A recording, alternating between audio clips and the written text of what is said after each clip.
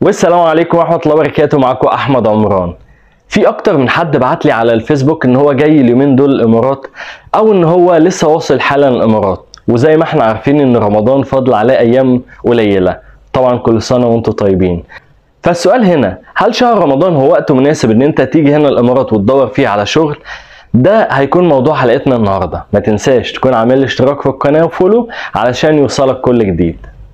والصراحة المرة دي مش هجاوب على السؤال ده بشكل مباشر، علشان في بعض المحنكين اللي بيبعتولي مثلا على البيج بتاعتي على الفيسبوك او بيكتبوا لي كومنت: الارزاق دي بايد ربنا، ما تكونش قاطع ارزاق. فعلشان كده انا هقول لكم التحديات اللي انتوا هتقابلوها في شهر رمضان هنا، وفي الاول وفي الاخر القرار ده بتاعك انت. واول تحدي هتقابله هنا في شهر رمضان ان معظم الشركات والمؤسسات بتقلل عدد ساعات العمل بتاعها، بتوصل ل6 ساعات. فده معناته ايه؟ معناتها ان في فرص عمل هتكون اقل، لدرجة ان في بعض الشركات بتدي شهر رمضان اجازة للموظفين بتوعهم، او تديهوله اللي هو هاف بيد، اللي هو نص المرتب.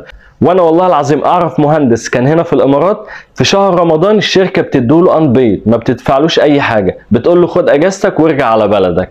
دي اول تحدي ان انت هتقابله. وانما بقى التحدي التاني في شهر رمضان هنا، زي ما عارفين ان الجو بيكون حر جدا وانت صايم. اول حاجه ان انت هيكون في صعوبه او مشقه عليك ان انت تدور على شغل وانت صايم، وهتكون مرهق جدا. افتراض ان انت هتعمل انترفيو كمان في شهر رمضان، تخيل وانت صايم وانت مرهق دي، او في الانترفيو هتكون عامل ازاي؟ وده برضو تحدي مهم ولازم يكون في عين الاعتبار. نيجي للتحدي الثالث او الصعوبه الثالثه، ان هنا مش زي مصر مثلا او زي بعض الدول العربيه بيكون في احتفالات بشهر رمضان والدنيا بتبقى زحمه والمطاعم كلها بتبقى كومبليتد. هنا الدنيا بتكون عاديه او اقل من عاديه كمان، بيكون مفيش زحمه زي في مصر مثلا، فما بيكونش في فرص عمل كتير في الشهر ده.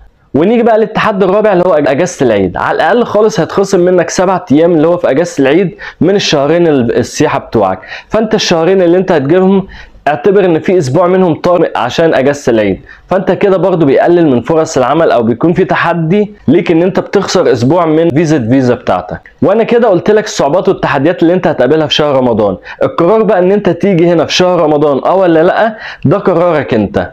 اتمنى ان انا اكون فدتكم النهارده، وما تنسوش تعملوا الاشتراك في القناه عشان ده شيء بيدعمني. ويا سلام بقى لو عملت لي لايك. سلام.